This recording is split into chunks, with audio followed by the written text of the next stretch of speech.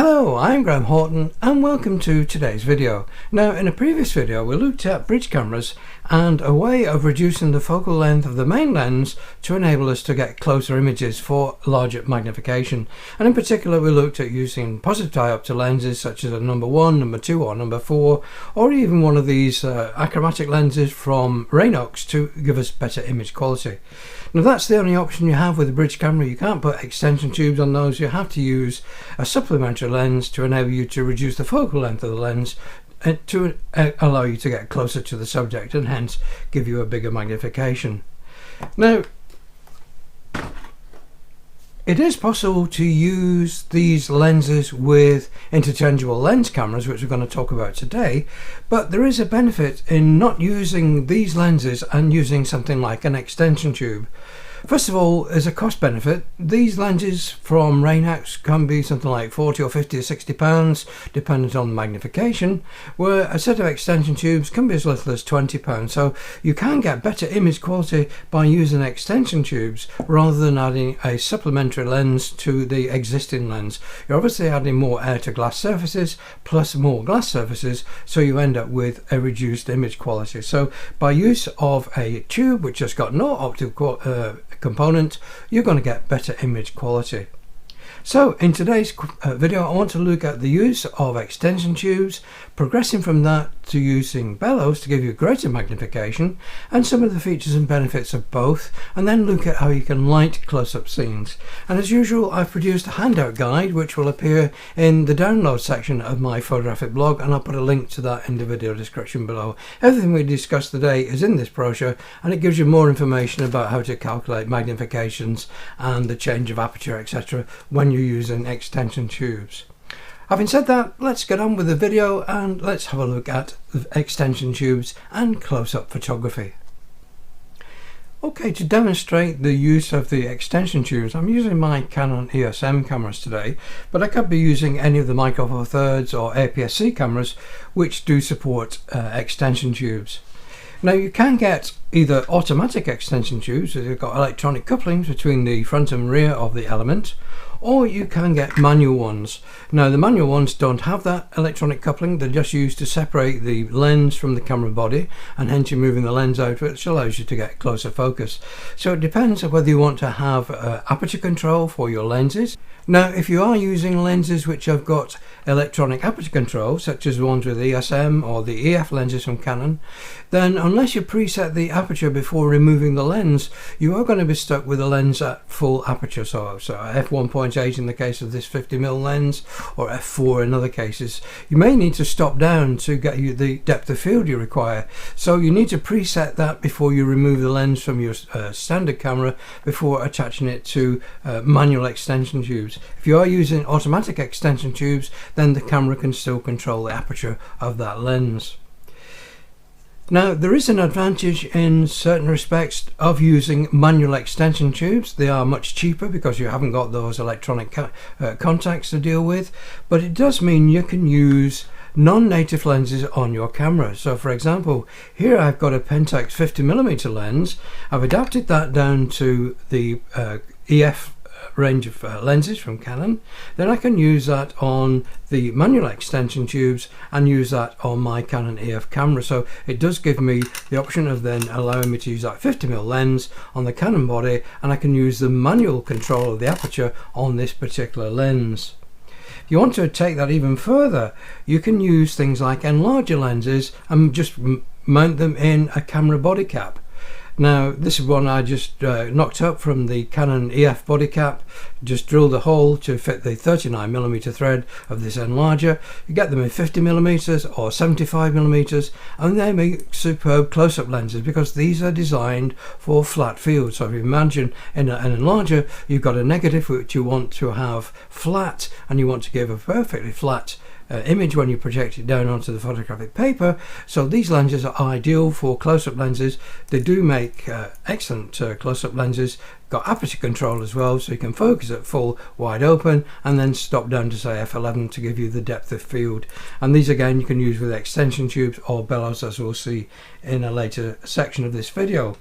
You can also get adapters which will take you from, say, micro four thirds to the lens thread of these enlargers. So in this case, this is the micro four thirds to L39, which is a common thread for enlarger lenses, so you can actually screw them in there rather than modify your body cap. So if you haven't got the facilities to modify a body cap, you can get these adapters for enlarger lenses. And as we'll see with the EOS M series, I can mount this onto the extension tubes and use this for some very good close-up photography.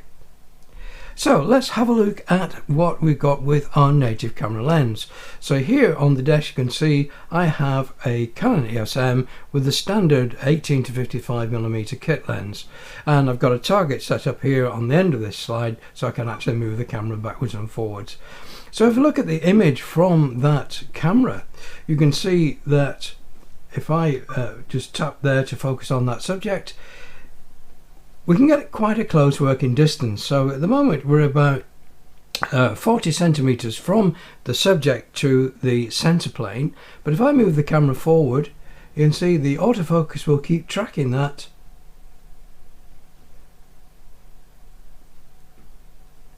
And we'll just watch where the nose goes out of focus, so that will be the closest point.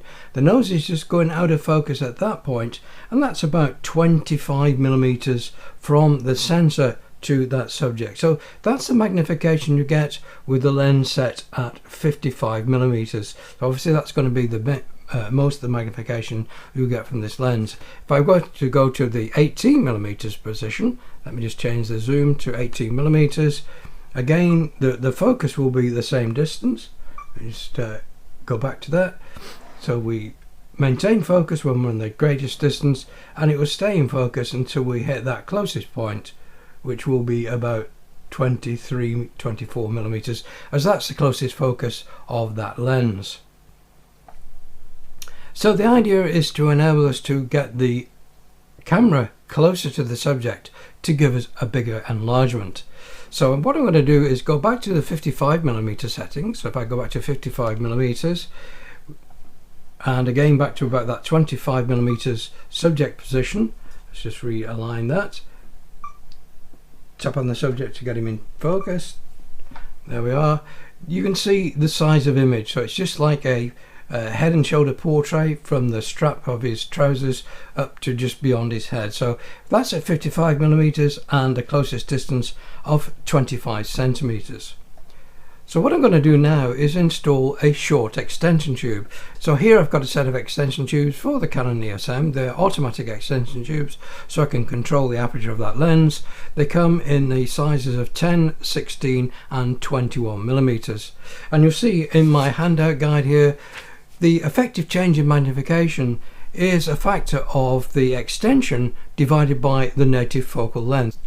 If I were to put a 50mm lens on this camera and a 25mm extension tube, the gain in magnification is given by the extension divided by the lens focal length. So in that case it would be 25 divided by 50, which is 0.5. So the gain in magnification is 0.5. Add that to the basic magnification of your lens, and in the case of a 50mm lens that's normally about 0.15 or 0.16, so the total magnification of your subject is 0.65 when you combine the two.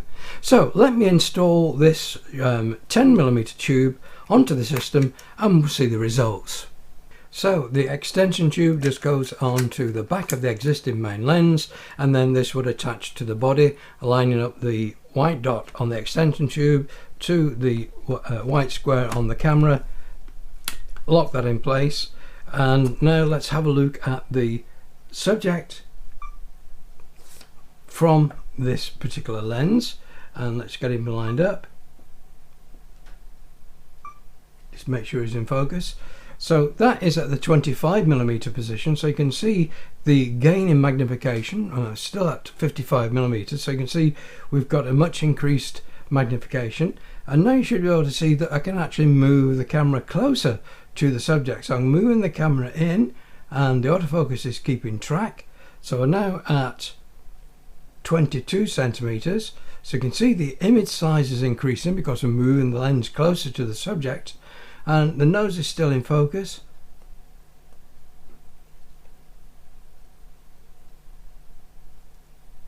and the nose is still in focus at that point. So around about 20 centimeters is where the nose is just beginning to go out of focus. So around about 18 or 19 centimeters. So we've gone from 25 centimeters to 18 centimeters. So we're getting that increase in magnification. So you could see on screen the increase in magnification we got by adding just 10 millimeters of extension to the 55mm native lens.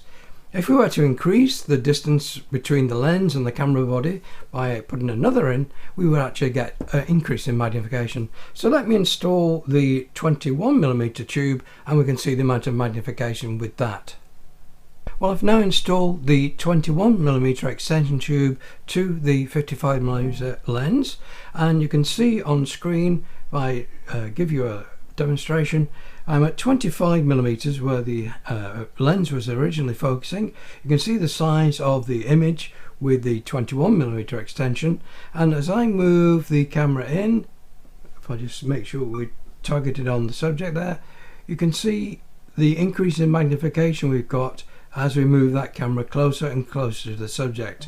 So the nose is still in focus at that point, and it's just beginning to go out of focus around about 17.5 centimeters. So you can see the size of image we've got with that 21mm extension on the 55mm lens. Now the problem is, even if I stop down this aperture to say f11, the amount of depth of field we're going to get in the subject is very small, and normally with these very high magnification images we need to use focus stacking to enable us to create an image with sufficient depth of field from the front to the back. So normally what you do is set your camera to the closest focus point, take a picture, move it in 2mm, take a picture, move it in 2mm, take a picture, until you've covered the front to the back of the image. And then you will then take those images into a stacking program like Photoshop, Affinity Photo 2 or Helicon Soft to enable those to be combined into one image with a tremendous amount of depth of field. So that's normally what you have to do with the very high magnification images. So the question you might ask is, well, with these extension tubes, are you going to get the same image quality as a dedicated macro lens? Now here I've got the Artisan 60mm macro lens for Canon ESM, not a cheap lens, so comparing that to 45 or 50 pounds for automatic extension tubes, do you get the image quality? Let's have a look. I've now switched over to the Artisan's 60mm macro lens, so the native magnification of the lens is slightly more than when we use the standard 55mm lens, so there is an inherent larger magnification. So if we look at the image coming from that lens, you can see we've got a similar size image, but the camera is now at about 35 centimeters away from the subject. If I move the camera forward, it's not a automatic focus lens. I've got to manually focus this, as normally the case with some of these macro lenses. So again, we can see if I go to the magnification we had with the 21mm lens and I manually focus this to back him up to get the same sort of image size.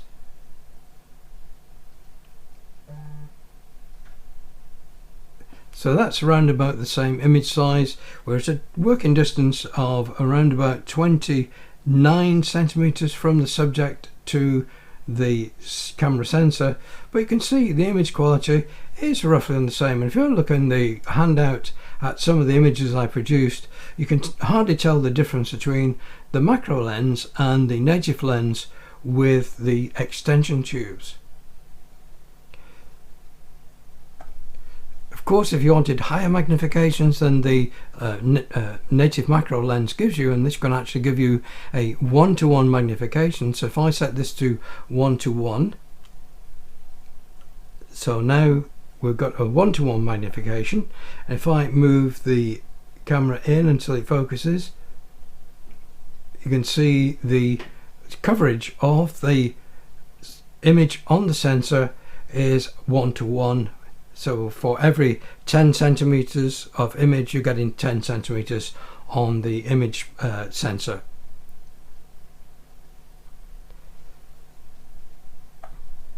Now, I did say earlier on that you can use extension tubes or you can use a bellows system. So I've got a bellows system here, which obviously gives you the opportunity of setting up a much larger extension than you can get with extension tubes. So this one actually moves out to something like 140 millimeters of extension. You could of course use that with extension rings as well to give you even more magnification, but remember that depth of field is going to be fractions of a millimeter, and you need to use a lot more light on your subject to enable you to capture those images.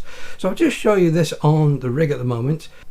Now this camera is the Canon EOS M. The bellows I've got here are for the Canon EF full frame camera, so I need to adapt that from EF to EF-M with this adapter, but it should be able to mount a Canon EF lens on the front of here, and to do that I'm using the Pentax lens, which I've adapted from the Pentax bayonet to EOS, which gives me the right flange back distance. So it's a manual lens which gives me ideal control rather than not have any facilities to change the aperture when I'm using the system. So let me set this up on the rig and we'll have a look at the image quality from bellows and a non-native lens. So I've set up the bellows with the Pentax 50mm lens. You can see on the overhead shot there, the distance from the subject to the front of the lens is around about 9 centimeters. The overall distance from the subject to the center plane is about 20 centimeters. That's the closest I can get with this assembly, because of the front bellows is going to hit the subject. So you normally have a staging to move your subject closer to the lens, but you can see with the minimum extension of the bellows there, that's the magnification you can achieve using the bellows and a 50mm lens. And again, that depth of field is probably only about 1.5 millimeters. So again, you'd have to use focus stacking to enable you to get images with sufficient depth of field for this type of shot. But if you're into insect photography and you're taking eyes and antennae, that sort of thing, then this is the sort of setup you might be using. So you can see from that rig, the working distance has become quite small. The need for additional lighting is paramount, and we'll discuss that later in the video. But again, that's the sort of magnification you can get using a standard 50mm lens adapted down onto this system. Now I did mention you could use enlarger lenses, and if I just disconnect this and I install this enlarger lens, again it's mounted into an EF body cap, so let me put that in. This is a 75mm lens, so we should have further working distance. So let me switch over to that, and you can see now that I can move the bellows further back.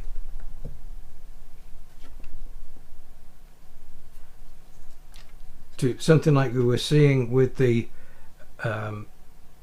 standard lens. And if I move the bellows extension out, and if I move that bellows extension out, we increase the magnification. So I'm going to go out to something like a 25mm extension, and it allows me to move the bellows closer to the subject. And you can see again the size of magnification we're getting with this lens. Let me just open the aperture up a little bit. There we are, and you can see the amount of depth of field. The more extension I put on the bellows, the greater the magnification. 75mm is the lens I prefer when I'm using it on bellows. It does give me an increased working distance to the subject, and I find that that 75mm lens is ideal. It gives me aperture control and a lot more control over the working distance to the subject. I'm conscious this video is going to be quite long. Just wanted to finish off with the use of the enlarger lens using a proprietary adapter. So this is the L39 to EOS-M, mounted on a couple of extension tubes. So we've got the 10 and the 21mm extension there with that 50mm macro lens, and again you can see the image quality you can get using these enlarger lenses. Again, a working distance of about 31 centimeters with this particular lens, and again it's going to be manual focus, so you have to move the camera to get the focus point. There's no focusing facility on the lens, only your aperture. So again, you get the focus by moving your camera backwards and forwards to get the focus point you want. And again, you could use combined macro images to give you focus stacking if you wanted a deeper depth of field. But that's how you normally focus with these devices. You move the camera to give you the focus point. Very quickly, I want to talk about lighting for these close-up photography, the use of electronic flash or some of the LED ring lights. So let me just get one of those and let's have a look. So I've got here a MCO Plus MRF32. This is an LED ring light. I do have electronic flash units, but if you were starting out with this sort of photography, then the LED ring light is probably a good starting point. These can be had for between £20 and £30, some of the cheaper ones. They do come with a series of adapter rings, so you can adapt them down to your lens thread diameter. They go from sort of 49mm all the way up to 72 or 78mm. They're effectively just a set of LEDs in a ring. With some of these you can actually specify whether you want the left hand side or the right hand side or both on to give you either full shadowless lighting or some modelling depending on which side of the lights you engage. Control box which sits on top of the camera, you can vary the intensity. They class themselves as flashes, but really all you're doing is setting a long exposure time from this device. So when you press the shutter button, you're using the synchronization speed of the camera to govern the amount of light, not the actual flash from this device.